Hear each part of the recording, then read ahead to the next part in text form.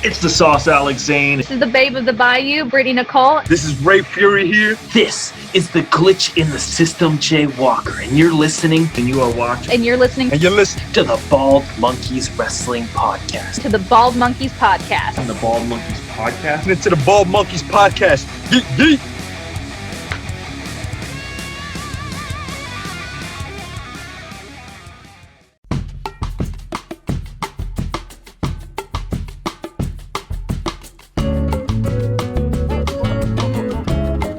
Good evening, good morning, good afternoon. Whenever you're listening to this, welcome to the internet's most sophisticated wrestling podcast, discussing the weekly aspects of it all, right here on the Bald Monkeys Wrestling Podcast.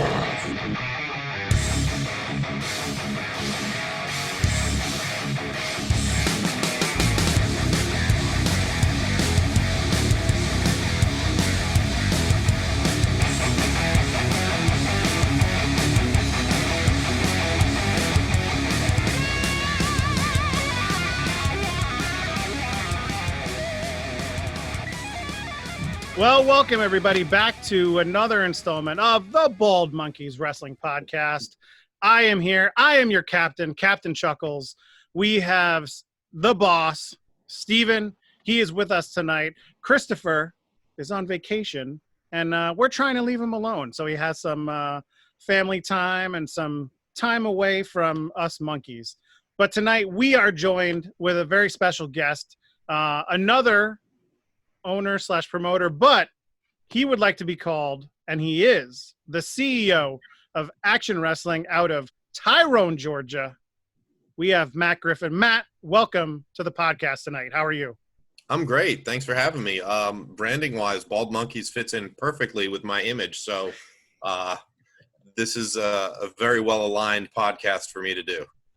I love it. We have alumni. We have meetings once a year. We get all the bald people together, and we always try to have a good time. But thank you for joining us tonight. Yeah, Steven, you're not invited. You have hair, so I'm sorry. You're out of luck. So again, as you guys know, we like to get in and find out how everybody got into wrestling, what they love about it, who they love about it. So Matt, what was young Matt Griffin like? Well, I was not any sort of athlete. I played, some baseball, soccer, basketball in elementary school, but I didn't play and pursue anything in middle school or high school because I wasn't very athletic. But I did love wrestling. The very first thing I remember was watching the Mega Powers explode in February 1989 on the main event. I'm sure that I had seen something previously, but maybe didn't remember it. But that's the first thing I remember seeing, which led into WrestleMania. And July 1989, when I was watching Superstars, and they had a show in Worcester, Mass, which ended up being a Saturday night's main event taping and Superstars taping. So it was like 4+ hours marathon job matches and such for TV. And I fell in love that night. Nice.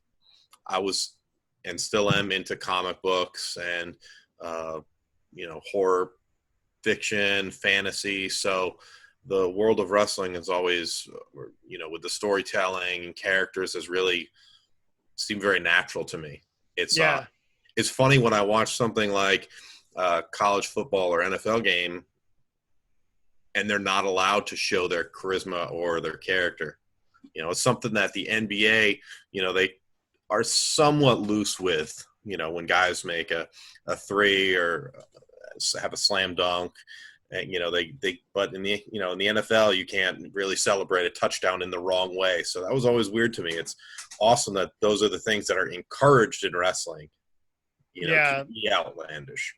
That character development is a big part of how they get their characters over on TV and in person and everything. It's really interesting when you see when you think about it and you see who becomes popular and why, it's not always the best players, and it's not always, in the shoot sports, it's definitely not always the best players. And often it's because of personality or where they are, or just something clicks in the imagination for the population or a city, and someone becomes lightning hot. Yeah, exactly. So you're watching that show, and, you were a younger kid.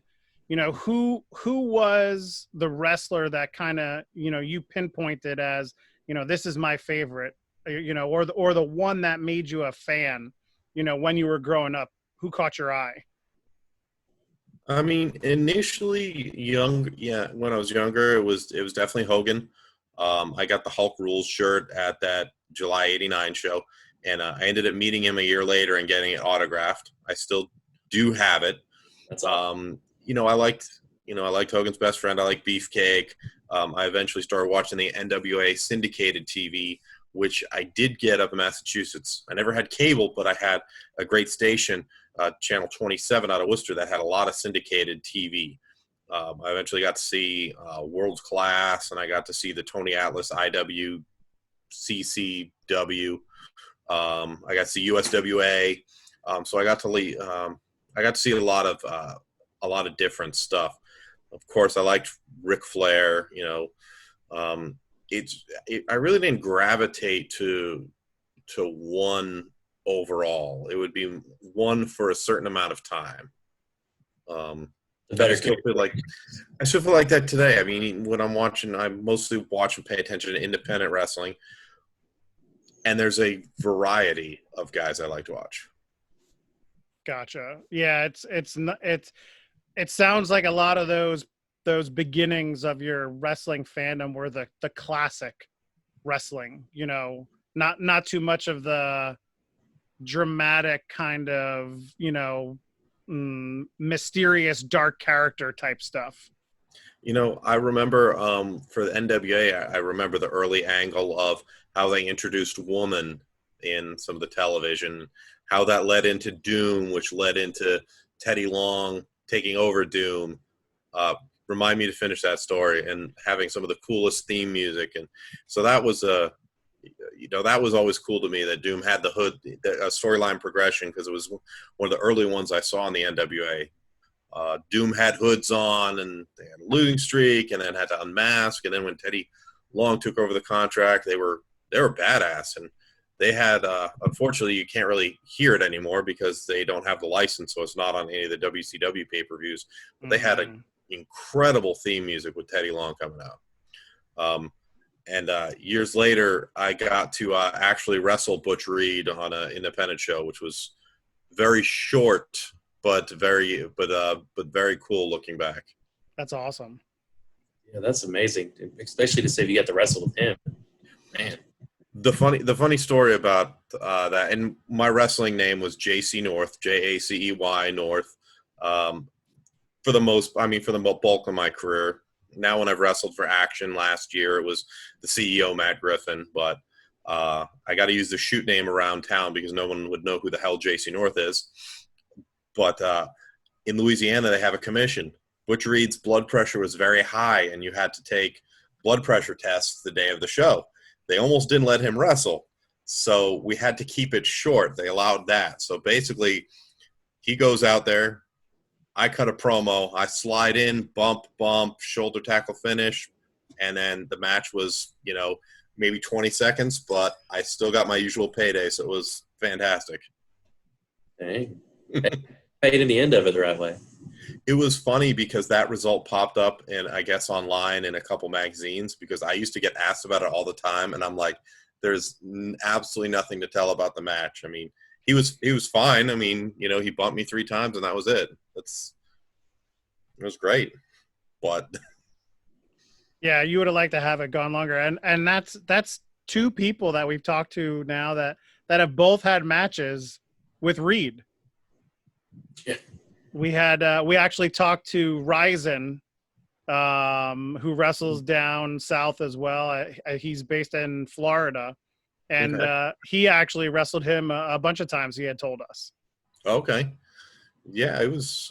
It's interesting when you get to talk with guys that you saw on television or at shows growing up, and then it's then when you're in the locker room and you're on a kind of an even keel, and it's it still it doesn't get old. It's very, very cool. It's very cool to be able to get to do that. You don't really get to do that. I don't think you really get to do that in other sports because there's shoots. Wrestling, you can wrestle into your 40s and 50s, and if if you stay in good health and are smart about what you're doing. Definitely. So you mentioned earlier about you, the CEO of Action Wrestling. What paved the way of getting you started? What started Action Wrestling? Well, I stopped actively wrestling in about 2007, 2008, and I did a few things here and there, but as far as trying to seek bookings and really work actively, that's when I really ended it. And it was a totally different scene in Georgia at the time. It wasn't as robust as it is now. I always wanted to promote and book, but whenever I do something, I want to make sure it's going to be successful, and it just never. In any show, you have to have a building. You have to have management of the building or whatever team you're working with that's going to make it and help it be successful. And in my town, I kind of found the rec center that I have most of my shows in, and it was perfect. The fire code is 256, which is great for a venue because I can put a decent amount of people in there. It's not going to appear as long as you scale it correctly and don't set up too many chairs. If you don't have enough tickets sold, it's not going to be a big issue. Funny thing is, for my very first show in April 2018, I had people tell me it was packed, and I had about 150 people there. And I was laughing because I'm like, well, I only set up seating for 150 people. I didn't set up seating for 250. That's just producing. As I pre-sold more floor seats and figured out what I need for general admission, and I have the philosophy of never setting a chair out that's not going to be sat in. So you can kind of manipulate your independent crowd to look full, even if you're not. And with the building, it just sort of, fell into place. I always wanted to run a benefit for Make-A-Wish because I've been a volunteer for Make-A-Wish Georgia for 7 years now. I wanted to run an event for them, and since the leading wish granter, and this is across the board of all time, is John Cena, wrestling with Make-A-Wish is pretty natural. So I ended up running a show and giving all the profits to Make-A-Wish, and I said I was going to do 2 shows and evaluate and see how it goes. I was so happy after my first show, I booked the rest of 2018 out and looked in 2019, and well, I've had a lot of canceled shows in 2020, but I'm always looking ahead, and I always try to, for my standard shows, work with a nonprofit that I can give the proceeds to, because I'm very fortunate. I have a good job, and I don't want wrestling to be something that I have to do. I can walk away from it if I need to. I'm not dependent on it for any income. I enjoy what I do, but it's not my shoot job. This is not what I do for a living. Gotcha. And that says a character in you in yourself too. So that's awesome that you can give back to all these nonprofits like that. What would be the most rewarding part of this with all the nonprofits you help out and everything when it comes to the Action Wrestling?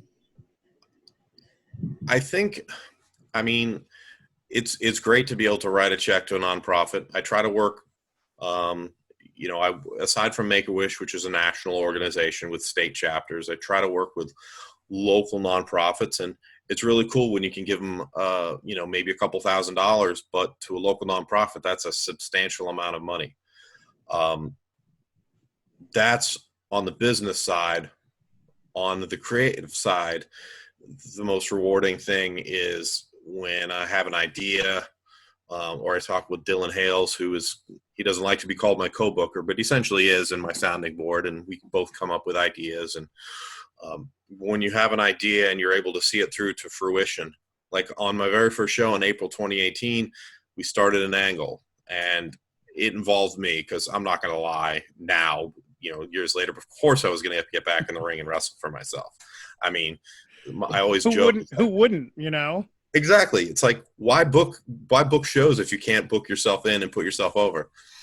And then we were able to culminate that angle in October 2019. So we were able to have an 18-month angle and see it through. And the funny part is, my team did end up going over in the end, but that wasn't supposed to happen.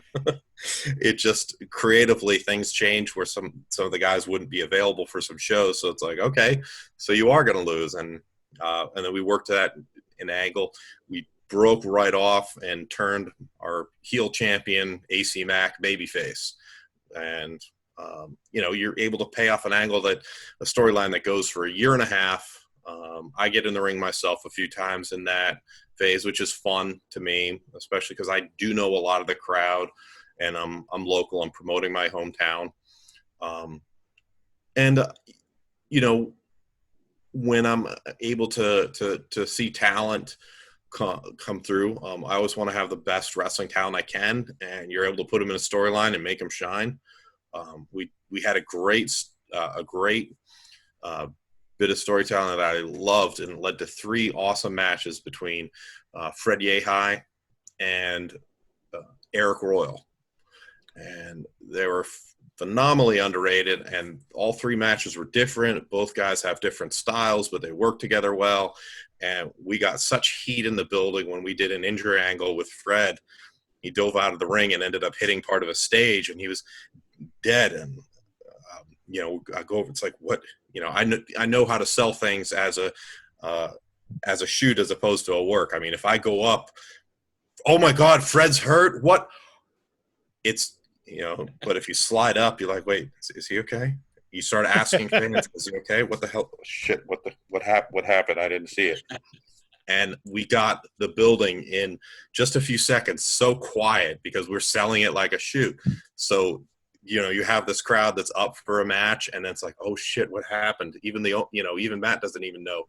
And then, of course, when you unleash, okay, Eric powerbombs Fred Yehai through a table, and it's shocking, and you're able to go bam, bam, bam.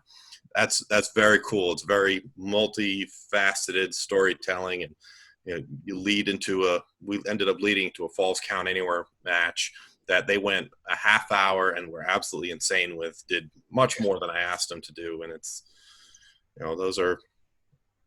I've had a lot of other instances like that. That's rewarding. That's the storytelling that people love in wrestling, those things that go on for that long. And I'm telling you, though, the injury shoots that they do, no matter what promotion, I mean, I think I get baited every single time. I mean, it's like, oh yeah, I'm the guy. Oh yeah, he's hurt. He's so hurt. Sometimes promotions oversell it, and it's like they make the big deal of throwing up the X, and it's like, okay, I can tell this is a work, because you wouldn't be acting like that. You wouldn't have done this beforehand. You wouldn't have, and you don't want to leave the crowd feeling tricked, so that every time, if you do have something legit, it's like, oh, it's an angle. You want people to be able to not feel cheated, like you're trying to get one over. They want to be taken along for the ride storytelling, but they don't want to feel over manipulated. They want to believe in it. They do, but they don't, it's so often like the major TV promotions, you see these injury angles, and they're so overdone, and you may have 5 or 10 minutes out of a television show dedicated to it, but nobody's buying it, because it's like, all right, we've seen this several times. By the time I had somebody go through a table, it was a big impact, because I didn't have like a tables match every show, and I didn't give into excess, which is very funny, because one of the promotions that had a huge impact on me was ECW, which was all about excess. Yes, definitely. I like But with storytelling, I like to reward fans who pay attention. With action, we also have a close partnership with, in Nashville, Tennessee, SUP, that's Southern Underground Pro. In fact, the same guy, AC Mack, holds both championships right now. He is a beast. He's awesome. And I'm one of the bookers of Scenic City Invitational out of the Chattanooga area. So we weave, with all three promotions, we weave stories kind of back and forth. And if you watch all three, which a lot of fans do on independent wrestling TV, cheap plug, use promo code ACTION for 5 free days, you get rewarded for seeing different things translate from one show to a different promotion. That's awesome. And definitely, and that's rewarding. Oh, yeah. And definitely, people listening, IWTV is definitely, it's worth the 5 days just to check it out. But it's definitely worth, I think it's like $10 a month. To get everything that's on there. I mean, it's amazing. I'm incredibly biased because they paid me today. Of course, I make money from when people watch Action Wrestling, but I mean, they've added GCW shows. They've added promotions from Japan. They've just been putting up battle arts, which is insane and amazing. The absolute depth of stuff they have on there is breathtaking. And previously, before we were locked down, there were live streams happening, several per week. So you get to watch an event live, follow the hashtag, and tweet about it. I mean, just like you're watching a pay-per-view on a Sunday night. So that was very cool. And, I like Fight TV. I buy some of the pay-per-views on that as well. But for $10 a month for IWTV, it's an incredible value. Promo code ACTION. Definitely. So you mentioned about a lot of your shows being canceled because of 2020 and everything that is going on. What's next for Action Wrestling?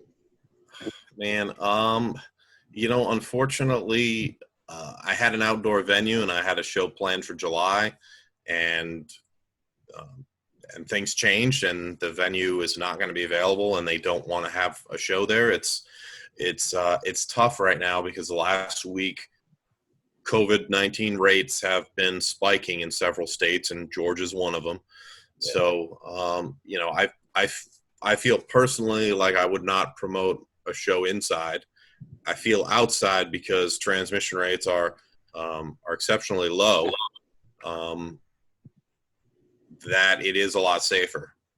Plus, if you have fans wear masks, if you have hand sanitizer stations, I was going to have a paramedic take temperatures of everybody coming in. I feel there's ways to do it safely, where it's not nearly as dangerous as going to the supermarket where half the people won't wear masks because freedom. But as far as next, I mean, I have a lot of booking ideas. I have a lot of matches that I want to do. Unfortunately, we had to cancel the Scenic City Invitational, which was scheduled to happen in a month, which was gonna, I don't like to leak things after the fact. It's like, oh, well, this was going to be my card for this show because I want to keep those ideas on tap. But there's going to be a lot of very cool stuff happening. And I don't know, I'm kind of waiting and seeing. My top feud right now is Brett Eisen, the Pitbull. He's challenging AC Mack. So that's the one match that on my whatever show I'm able to do next, as long as I can deliver that, the other 6 matches on the card, it'll feel like gravy. I feel like the way I book shows is when you just put a shit. Can I swear on the show? Yeah. Good. If you put a shit ton of good talent in the locker room, regardless of age, regardless of experience, regardless of gender, if you put a ton of good talent, you could just about draw names from a hat, and it's going to end up being a good show. Yeah, definitely. Which would be a fun way to book a show and do a Battle Bowl type scenario. That would be very interesting. See, the idea is just coming up. Now that match with AC, that was for both of his titles, right? Supposed to be. Yes, because AC in October in Nashville, He was already the Action Wrestling champion. He beat Ison, which nobody had beat Ison, but he won that to win the Sup Bone Storm Championship, and he's been defending them together. So, that was a match it's supposed to happen twice now. It was supposed to happen in March at a show that I had pushed. That had it been 2 weeks earlier, we would have had it. And then it was going to be the main event of my July show, and of course I was co-running a show, Warhausen's WrestleMania, which was going to be at the Collective. Love the name. WrestleMania weekend, and with our friends at Black Label Pro. That was going to be a huge deal. It's that weekend too. I'm sorry? That would have been a great match for that weekend. It was like WrestleMania weekend always brings out the best in everybody, especially in the indies. Yeah, we had some cool stuff that I hadn't revealed yet because I was going to have a show 2 weeks before it, so there was still going to be some booking plans out of it.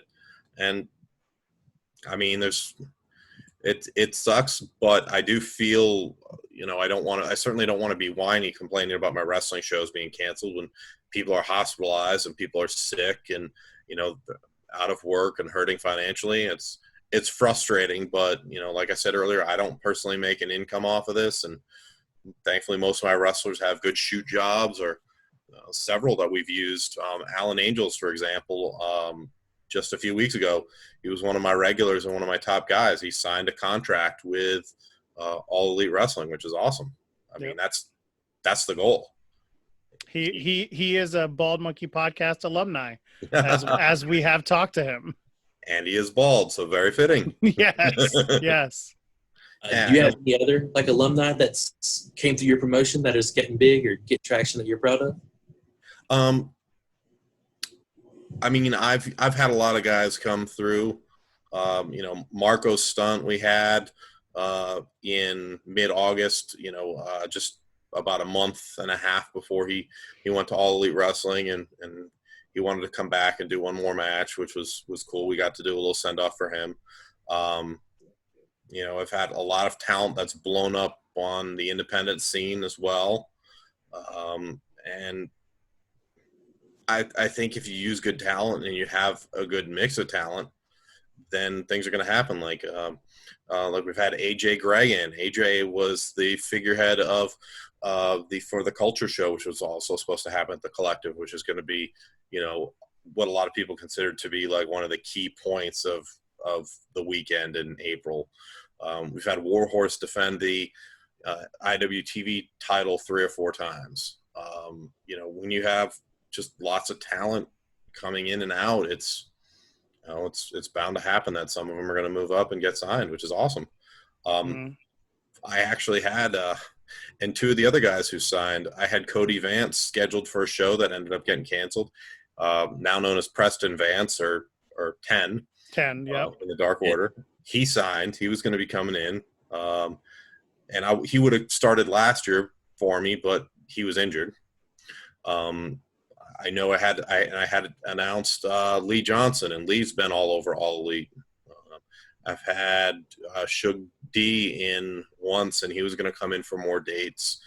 He's been in the same situation. Sean Dean's done a lot of AEW Dark as well. And several other guys that have been through my promotion have been at AEW on Dark and on the shows where they were filling. Because of they're taking advantage of the opportunities they get because they're in Georgia, and Cody and QT Marshall's school are based out of Georgia, so take advantage of everything you can. Yeah, as unfortunate, that COVID has been for, a number of people, for some of those guys down there that are very close to where AEW was with QT's place, and even down in Florida. I mean, it's at a time where a lot of things have been closed off. It's really opened the door for a lot of those, independent guys to get a chance and be seen and, get their name out there. This is exactly what you're talking about when, you don't know an opportunity will strike. or just being lucky means that you were prepared and in the right spot. So, yes, they were lucky, but they were also in shape, training, ready to go with their gimmicks, ready to be obviously TV presentable. Heck, you've got to have good gear. I've seen talented wrestlers who just have terrible gear. Like the joke was in the late 90s, early 2000s that they went and bought their gear at Hot Topic. So you have to be ready. And, and in fairness, some guys like Alan Angels had been small parts of the promotion well before lockdown.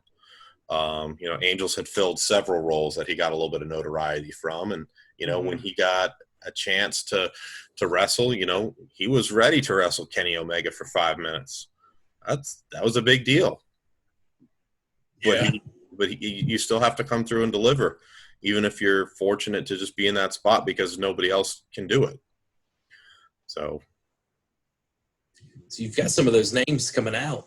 Is there anybody else in your promotion currently that you think's like on that verge of breaking out that people need to be paying attention to?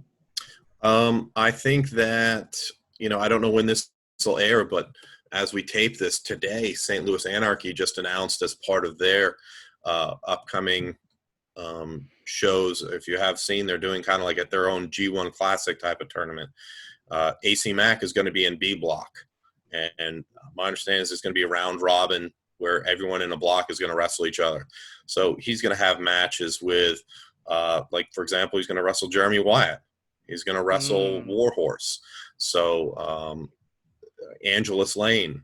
That's very cool. He's going to have a new variety of opponents. I think AC Mack, especially, in ring, yes, but when you consider the fact that he's one of the best promo guys and best talkers and storytellers on the independent circuit, he can weave stories through his promos. He was the very first guy that came out on my first show, and he grabbed the microphone and he cut a promo.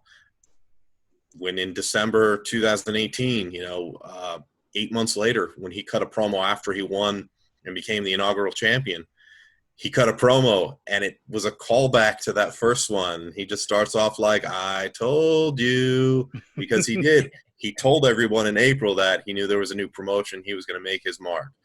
And a lot of that with somebody like AC is, I'll give him bullet points. It's like, these are what we got to advance, but I certainly won't go word for word with it. I think, I definitely do think that AC is ready. I think Sean Dean, he's gotten some love on AEW Dark. He's another guy that's right there. We have lots of talent, like Kevin Coog competes at Black Label Pro, and he beyond. And he and Dominic Guarini, they were voted Independent Wrestling Tag Team of the Year for 2019. Brett Eison's starting. Unfortunately, he had some opportunities that fell by the wayside, but he's going up to the ICW No Holds Barred show, and he's going to wrestle Eddie Kingston. Oh, nice. Lots of wrestlers that are going all over. Ben Carter, somebody who blew up the last 6 months. Ben Carter wrestled B-Boy on my February show, and it was called one of the best matches in action history. It might be the best one, especially when you consider how B-Boy and Ben laid out a story, and the young guy against the veteran, and B-Boy was his debut in the promotion, but he got over. Of course he did, because he's B-Boy. He's like an independent legend. Mm-hmm. And of course, guys like Manders, the one called Manders is he wrestles in a lot of top promotions as well. So, he's the type of guy that for what they want, what they say they want out of the NWA, Manders would be right in that wheelhouse. O'Shea Edwards doesn't wrestle for me as much as he was, because he moved to train at the ROH dojo. So he's literally in their backyard, and all Ring of Honor has to do is give him a shot. And, I feel like he's, TV ready to deserve a chance to go into that spot. So, yeah, I feel like I feel like I run the type of promotion because that guys are ready to move up into the big levels, whether it's getting a contract or being on TV weekly. Yeah. Now, if you're listening or watching, if you haven't heard any of those names, I tell you, if you go into IWTV, you will see a lot of these guys' names all over the place. So definitely check them out. And, if you don't want to pay the $10, you don't want to have a free 5 days, just go on YouTube. There are a bunch of stuff on YouTube that you can find all these awesome independent promotions and just get cultured into, all this awesome wrestling that's out there, beyond the 3 or 4 that everybody knows. There are hundreds of other ones out there, and there are so many that are worth your while. It does drive me crazy when I might be on Twitter on a Monday or Wednesday or Friday night, and people are describing the show that they're watching, and it's terrible. I never watch wrestling that's bad unless it's on purpose, because I don't hate myself enough to watch a show that I don't like. Yeah, I'll can a Netflix, a full Netflix series 15 minutes in if I don't like the tone of it. So I'm certainly not going to spend time watching something I dislike. I very strongly believe in the Southern wrestling, very heavy storytelling and heat with heels versus baby faces. That's the storytelling, and that's the type of wrestling that I like to push and promote. If you like that style, that's a lot of places don't really do that. They do the duel, a lot of places do the dueling, essentially babyface versus babyface, and they just match up and do the dream match wrestling. If that's your style, I do a lot of dream match wrestling, but I try to give a reasoning behind it, a story. But I really want there to be hatred. I want my fans to hate the heels and cheer the babies. You got to have that light and dark, that good and bad, that, you got to have that thing. And one thing that we talk about on the podcast a lot is there's too much of everybody seems to be a heel, and there's like 2 good baby faces, But and often even the heels aren't heels. Yeah, exactly. It's like, I want to hate you, but I don't know. I can't. There's something about you. I just can't hate you, but I kind of like you. They're not committing to the character itself being a heel almost. And you got to be able to commit, get fans behind you. Yeah, and that's what I want, and that's the type of stuff that really I think gets over. I'm not above introducing somebody with a couple matches and bringing them along slowly and seeing what develops. But like, for example, I brought Brett Eisen in. I just ended October. I just ended one storyline. I turned AC Mack babyface. The very next show in December 2019, Brett Eisen came in, and he laid out somebody, and very quick. Nobody had had a match like that where it was just over in 45 seconds.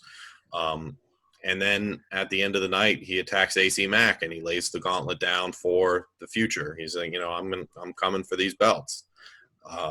It was very, very clear that Eisen, who is a babyface and a good one in a lot of places, I wanted to make it clear, hate this guy. Hate this fucking guy. You do not cheer him. I mean, especially considering the fact that I had to turn AC Mack babyface essentially because fans were cheering him because he was so cool. So we turned him babyface. He doesn't act any differently. He's just aligned with the good guys now. But I told him, I'm like, I don't want you to change anything. It's just fans are cheering you now, and because they're allowed to. So. Yeah, exactly. So here's a random question that wasn't on our predetermined questions, and it's a get in the mind of the brain trust behind this stuff. How long or far ahead do you guys kind of storyboard stuff to bring in somebody to get another angle, to turn somebody from a heel to a baby face or a baby face to a heel? Like, what's the process that goes into that? I think in terms of, not in terms of time, but in terms of shows, if possible, I do want to, and the great thing about booking is I was an active wrestler for years, and now I'm booking, and it's, there's not exactly necessarily an actual class you go to. I'm going by feel, but what I like to do is be like a choose your own adventure novel, have lots of different options there. Like when I brought Brett Eisen in to face AC, to attack AC Mac, I knew where I was kind of going with that, but we were going to have a lot of different options coming out of it. I could go different ways, and they would all kind of be right, and nothing would nothing would necessarily be wrong. I definitely don't want to just put myself over and appear like a genius, because I'm not. But if you leave yourself options, like my very first show in April 2018, I didn't have a belt. We didn't crown a champion until December 2018. And it wasn't until after I had an idea who the top guys would be that would get over after the first show. And then one of the guys on the show ended up getting hurt and never wrestled for me again. And he was going to be one of my top guys. So you got to adapt. But I had a few different wrestlers who I considered in that top mix, and I gave myself options. Like AC Mac lost. I knew he was going to be a guy for me. That's why I introduced him strong, but I had him lose because he was a heel. So he lost on the first show, and he lost on the second show. So when he becomes a champion, that sets up challengers for him. You want to set up those challengers ahead of time. It's just like, you got the IWGP champion, and he's going to defend at the Tokyo Dome. So he's got to get pinned in a tag match or a 6-man or something by the challenger to set that up. I like to give myself options as much as humanly possible.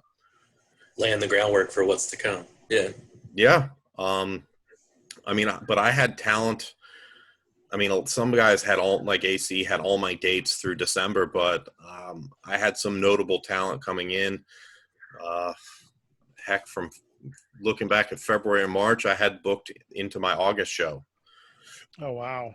And there was going to be some flexibility as far as matches, but it goes back to, if you have everybody talented in the locker room, that you don't really have to carry or protect, because they can all go, and you don't have people. It's like, all right, these two guys actually hate each other, so I can't put them together. It'll be a clusterfuck. If you have that type of working atmosphere, it's gonna end up being positive. I've never ended up at least unhappy. I've been happy with at least happy with every show I've done. That's a good thing. That is a very good thing. So, some have been over the moon with the second half of my last action show. The last three, really, the last half of the show was blow away. I said B-Boy and Ben Carter was probably the best match in action history. Storyline wise, the following match, the main event with Eric Royal versus Matt Sells in a $2,500 bounty versus hair match, was probably, when you take into account the heat and the finish, was probably the best match storyline wise in history, because Matt Sells was the most popular wrestler I'd ever had, but he didn't win a match. He never won a match in action, and he hadn't won a match in the entire year of 2019. Oh, jeez. And he came to me and he said, I want, action is, there was a few promotions that wanted his first win, because he was carrying it, being a loser to all those promotions and really working it on social media. And he came to me and said he wanted to be at action. So we built it up, and he won, and we had a shoot barber setup. I went to a barber shop, and I had everything set up, because if Matt lost, he was getting his hair shaved. That's awesome. We had actual barber stuff. There wasn't stuff you can just buy at Target. I had some fans tell me after, when I saw that and it was the real stuff, I knew he was getting his head shaved. And right next to it, I had a big plastic case, and it was $2,500 in ones. Oh man. I booked Kung Fu Donnie Janela, Joey Janela's cousin out of Alabama. I actually had him there to be on Matt's side because they were going to start teaming together before I got canceled. A lot of events canceled, but he was there to be part of the celebration and also to guard the money. So Matt won. We start putting the money into a bag from the case, and he takes $100 of it and he throws it out to the crowd. Oh, that's awesome. So it was a hell of a scene. It was a hell of a scene. So if Action can never run a show again, at least we went out with a hell of an ending. I definitely don't plan to close down, but it's nice to have a great feeling from the end of my last show. Went out with a bang, and hopefully everything kind of goes on the up trajectory, and everybody can get back to going to see a show. I hope so. And that last show is February 2020. It's called $2,500 versus Hair on IWTV. And at least watch the last 5 minutes when Matt Sells pins Eric Royal. My whole building just explodes and people are going insane. And then the post match where he gets even crazier when he throws money out. That was very cool. That's the beautiful payoff you get from good storytelling. That's great. It is. He was on the first show in April 2018, and they never even had a finish because there was a run. I was establishing, my big heel group, and they broke up his match. And it hasn't, storytelling wise, been perfect. I've had retirements, I've had injuries, but mostly it's gone well because I just try to put the absolute best wrestlers and people I can in the locker room. That's great. So I know there's all that uncertainty going on. You've even mentioned it. You hope it's not the end of things. What kind of goals do you have personally for yourself to keep the promotion going, or for the promotion itself moving forward? Well, I had a show scheduled at a high school in April. That's very frustrating to cancel because the goal, which I didn't really talk about it much, but the goal was 1,000 people. So one of my big fans in his business is a sponsor. He's a football coach at this school. So we were going to have the football team selling tickets. Oh, that's awesome. And, when you've got the football team, the cool kids at a show, that's an event. Mm-hmm. Like high school football is a big draw. So even if we fell short of 1,000 people and we did say 700, that's pretty damn good. And, I guess those are my goals, but to continue to be able to creatively tell stories. And I mean, right now, AC Mack is the longest running champion in the state of Georgia. He's had the Action Championship since December 2018. 500 something, I think. Yeah, 500 some odd days. He cut a promo, I think it was April 20th that I aired. That was day 500. It's unfortunate because that was going to play into a couple days later was my April show. It's like, is he even going to make it out of the month though? It's tough, but I mean, I guess as far as goals going forward, I just want to keep doing what I'm doing, keep attracting more fans, be interested both, because I book for a live audience who come to shows. They don't care what's on IWTV, but I also book for people who are, in England, in Washington State, in California, who aren't even, in the same time zone as Tyrone, Georgia, but they get to watch the shows on IWTV. So I'm booking for both fan bases. I'd like to expand. Both, and I'd love to be able to run some more shows and be able to give more money to nonprofits and school groups. That's awesome. And like I said, hopefully we get to a point. I mean, I know that there are some promotions that are doing some of the outdoor things, and I mean, it's like you had it and then it just pulled out right from under you. But it's frustrating because I know, we would have done, I don't know what we would have done number wise. I know we would have done well. I can't qualify that. I was probably going to have to limit it to 200 people, but I had a sizable enough venue where that would have been okay. And we would have been safe. We would have been able, with you're outdoors, you don't have to worry about, numbers, because you can only fit this many people in a building safely. There's no air conditioning system recycling air. It's frustrating, and we don't know when we'll be back to normal, or if we ever get there. Yeah, I know. I think we will. It'll just be at some point in time, but hopefully that some point is sooner rather than later. Mm-hmm. Yeah. So let's talk about something happier. Let's talk about some favorites. Sure. Let's get some smiles in the room here. And I know we've talked about some matches already, so it might be a reiteration, but what was your favorite match that you've promoted, thus far, between all the different kind of promotions that you kind of work with and everything? The favorite match I've ever promoted was probably the $2,500 versus hair, because the story was that Eric Royal had put up $2,500 bounty in the previous year versus on Fred Yehai's head, and nobody had ever collected it. So Eric was putting it up against Matt's hair, and that was a unique opportunity, and I was able to play with it. Like, people came in and they literally saw $2,500 cash in ones. They literally saw all this equipment, actual, barber shears and everything, and being able to know that it was going to be real.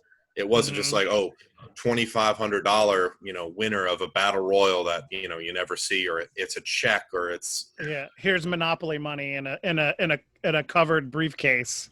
That's, people were able to see it was real. So when I was promoting that match, Matt Sells was the hottest, baby face, and Eric Royal was definitely, he and AC Mack were probably the two MVPs of the first 2 years of action. That probably was my favorite match to promote.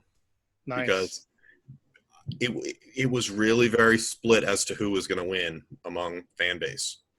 And it's a great stipulation. I mean, it's like something like that is what us fans love, because it's so out of the norm. It's not just a winner and someone gets their hand raised. No, it's a winner, someone gets their hand raised, and someone gets their head shaved. I mean, come on. Or somebody loses and somebody wins $2,500. Yeah, exactly. The visual of it, though, to have the chair there and the money, the look on people's faces had to be the best part of it. Like, that's priceless. That's amazing. It was great. We were encouraging people to take pictures, and right before that match, we actually moved it over to the stage, and we do have some pictures of it laid out, and it was very cool, because the feeling that night was not like, okay, they're doing a hair versus hair match, but because fans have been so accustomed to being screwed out of that stipulation by other promotions in the past, that we, and this is very important to me, we had enough credibility that we would pull it off, that we would be able to pull it off, that people would believe that one of those stipulations was going to happen. So that's probably my favorite match. And I've known Matt for a number of years. We were both at NWA Wildside together in the early 2000s. Heck, I got to wrestle him last year in September, and that on a benefit show, and doing all that Gaga stuff with him was very cool. Of course, I blew up because I'm not in shape, but it was a lot of fun. That's awesome. Favorite city to visit? You personally? I had a hell of a trip to Paris last year, so let's say Paris International. Nice. And domestic, I really don't know. I don't even know if I can say Boston, because every time I visit Boston, it's usually to land at the airport and go home. I'm originally from outside of Massachusetts. Okay. God, I don't even know what city I would love would be my favorite to visit. If I say LA, that's ridiculous because it's a concrete jungle, and LA itself sucks. Too much traffic. Too much traffic. Too much everything in LA. Yeah, we have friends out there, and I get to go out there with my family every couple of years, and it's definitely different out in California. Yeah. Oh, definitely. Yeah. And it's funny, different. I grew up in New York and then moved to Connecticut, and it's almost about the same. And now I live in Pennsylvania, and I mean, life just like, and everybody goes about 2 miles an hour, and I'll be walking through a store and I'll be like, let's go. Come on. I got play. You're in my way, people. Get out. Get out. Well, it's so interesting because you can say New York. I don't know what that, you don't necessarily, if it's New York City, that's one way of life, which is going to be totally different from upstate New York. Yeah. I was about 35-minute train ride from to the city. Okay. So pretty close. I always wanted to live in New York City for like 6 months to experience it, and I just never have and probably never will. If you have I can handle 6 months. If you have a big cardboard box, you can just set that up, pay somebody like $3,000, and that's pretty much what it's like living in New York City.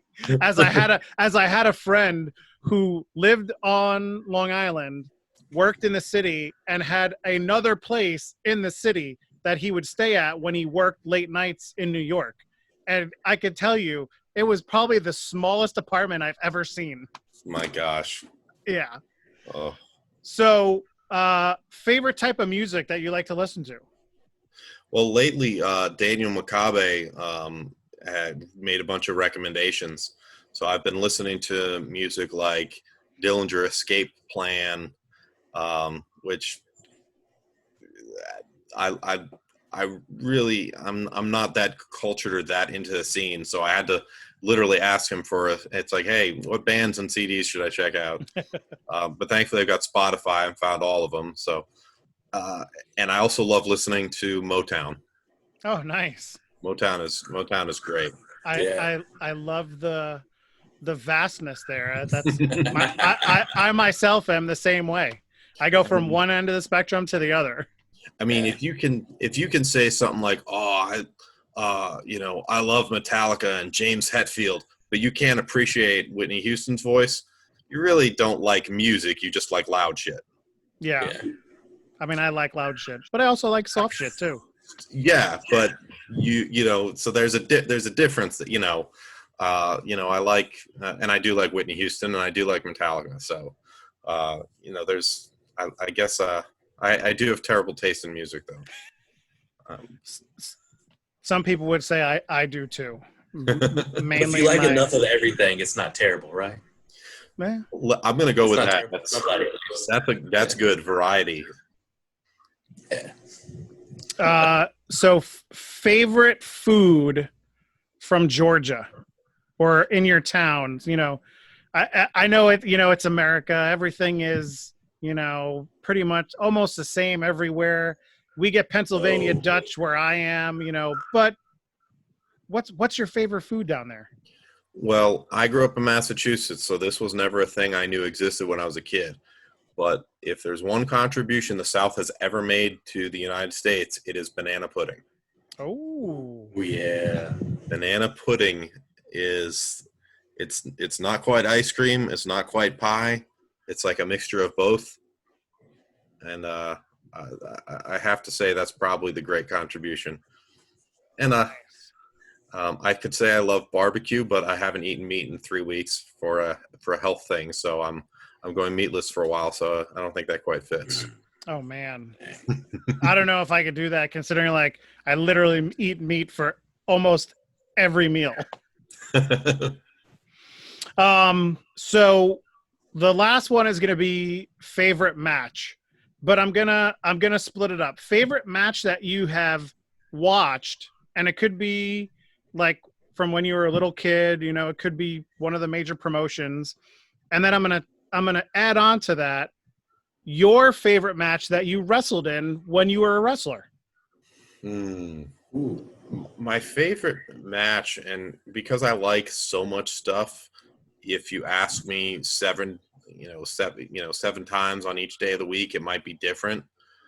I always really loved the famous Eddie versus Ray match from Halloween Havoc. What is it, 97 or 98? I think it's 97. Yes. Where Ray's got it's the whole. It's not just a hood; it's the whole purple. The whole suit. gown and everything, right? Like the cape.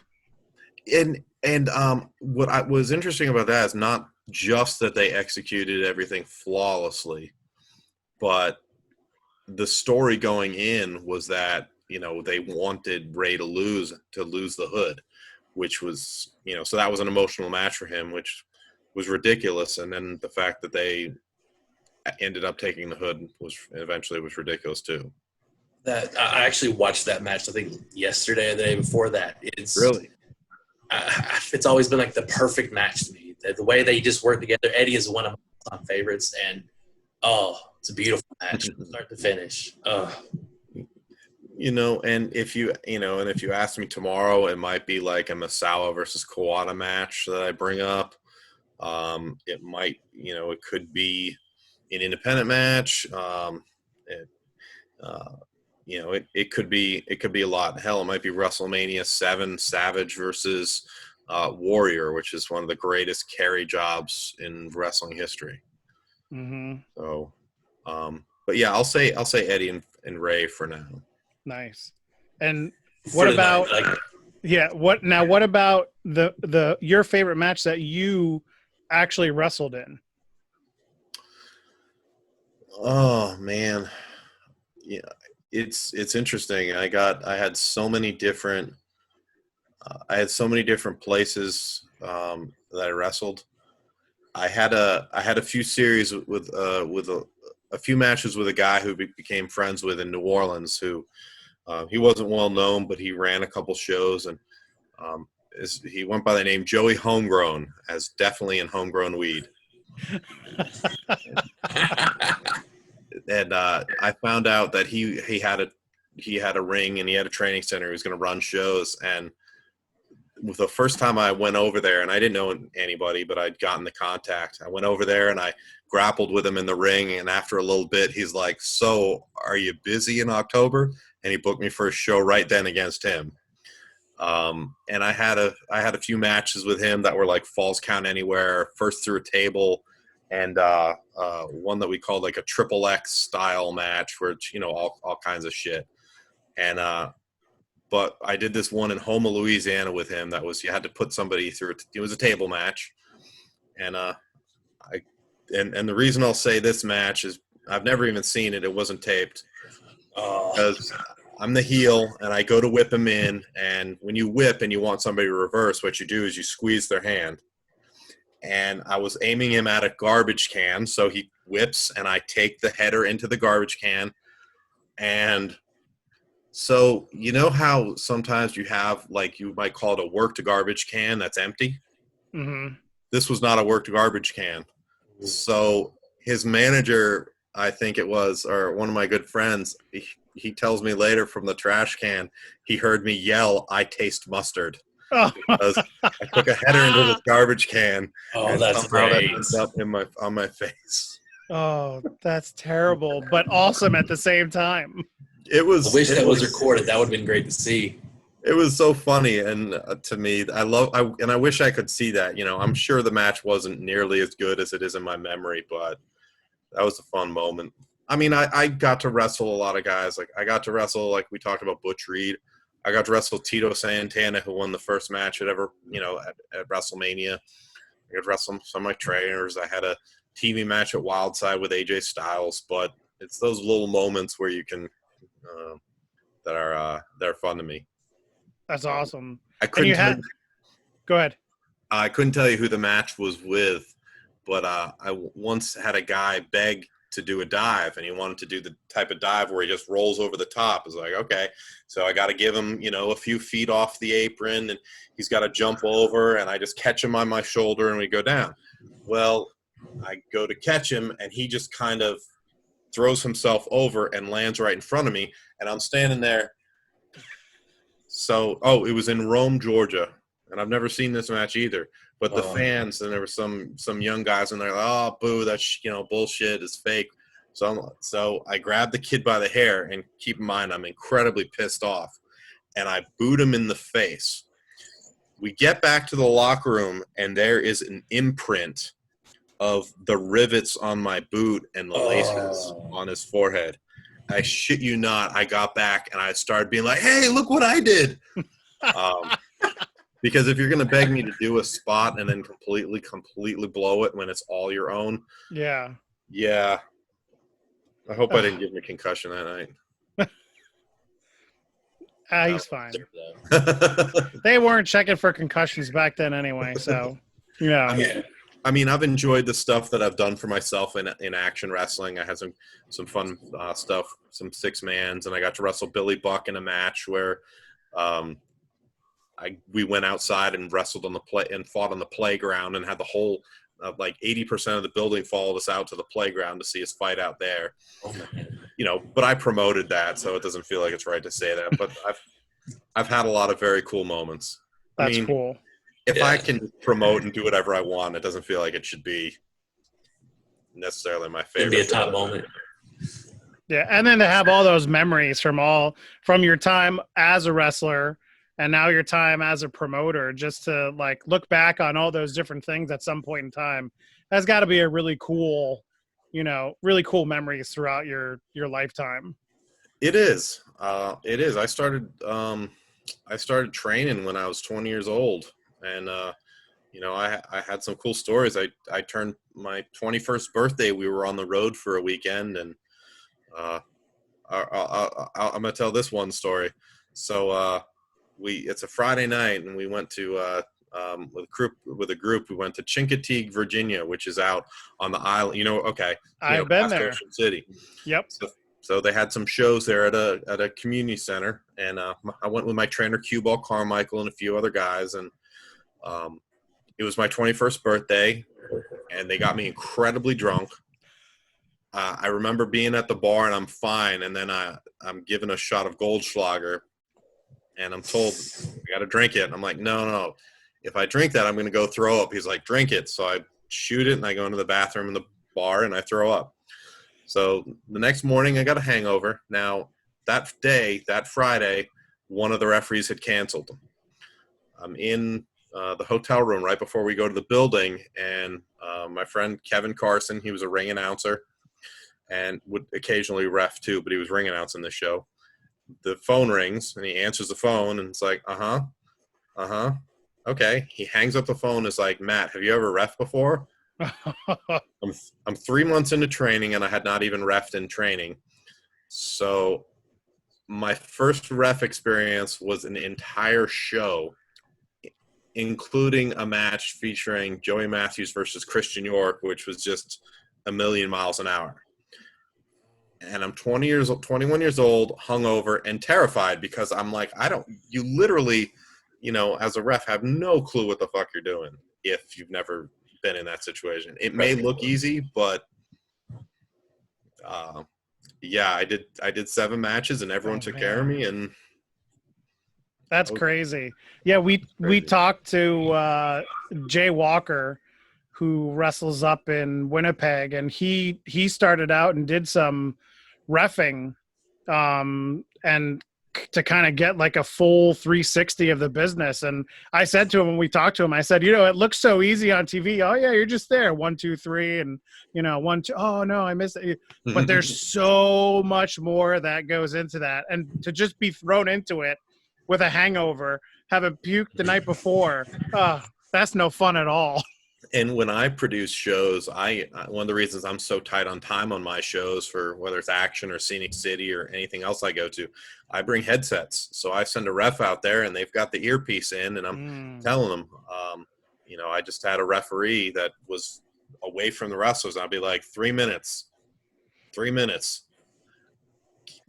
Literally get into that wrestler's ear and tell him there are 3 fucking minutes left, because he's like scared to go ahead and tell him. And it's like, no, you gotta, I'm calling directions. I'm directing from backstage. So it's even more complicated now. Oh. Reffing is no joke, especially when you've got the older school wrestlers who use the ref to pass spots back and forth, which I used to do. And then I quit doing when some refs would fuck it up because they didn't know what they were doing. That's a whole other art form. Oh, yeah. You can just be like, no, that was 3. That was 3. Tell him to arm drag me. And, the ref's supposed to go, oh, okay, arm drag. And if he doesn't do it, you turn around looking like a goof with your arm out. Yeah, no good. So we are at our last question. It is the most important question that we will talk about tonight, today, this morning, whenever you're watching or listening to this. So, our final question: Oreo cookies. Are you on team single stuff, the classic Oreo, or team double stuff? In the process of evolution, things die out, and that should have been the single stuff, because the pinnacle of cookie success is the double stuff. Thank you. I mean, it's just pure evolution. The single has just not died yet. I don't understand why that exists. Not that Oreos are particularly good to begin with. So there's my hot take. You got to go double stuff. Yes. Thank you. Finally, another for the double stuff. Well, Matt, thank you so much for joining us today. It has been a lot of fun. Everybody out there, check out Action Wrestling. Can I get some plugs in? Oh, I was gonna get to that in 1 second. Yeah, plug away. Okay, yeah. Perfect. Check out Action Wrestling. They are on Twitter. They are on Facebook. They're on Tumblr. Check out Matt. He is on Twitter. Make sure you go and support your independent wrestling. Matt, what do you want to plug? All right. If you do want to see some Action Wrestling and you haven't gone to Independent Wrestling TV yet, you can get a free 5-day trial, iwtv.live. Use promo code ACTION for 5 free days, and I do get a kickback on that, which helps financially. You can find us on Facebook and Instagram. It's Action Wrestling, the number 1, all one word for Facebook and Instagram. And we're on Twitter at Wrestle, WRESTLE, Wrestle Action, and the number 1. Perfect. And you can follow me personally for my hot takes on stuff like Pop Funkos and Japanese women's wrestling at Matt the Mouth. Awesome. And we will have all of those up in the credits so everybody can find those. Steven the Boss, thank you for joining us tonight. Glad to be here. here. We appreciate it. Matt, once again, thank you so much for joining us. Everybody, get out there, support your independent wrestling. Go to IWTV, check out Action, check out their matches. I think I watched rewatched 2 shows already in the past couple of days. And Matt, I really hope that everything starts to open up soon so that you guys can get back to it. Don't give up. Please keep some of that stuff going. And everybody, thanks for listening, and we'll catch you next time. Once again, follow Action Wrestling on Facebook and Instagram at Action Wrestling 1. Follow them on Twitter at WrestleAction1. You can catch Matt Griffin on Twitter as well. Use the handle at MattTheMouth. Watch all the great matches from Action Wrestling on IWTV.live. Use code ACTION for a 5-day free trial. Follow the Bald Monkeys Wrestling Podcast on Facebook, Instagram, and Twitter. Use the handle at The Bald Monkeys. Listen to our podcast on Apple iTunes, Podbean, Spotify, or wherever you get your podcasts from. Just search for the Bald Monkeys Wrestling Podcast. And finally, watch this or any of our other videos on YouTube. Search for the Bald Monkeys.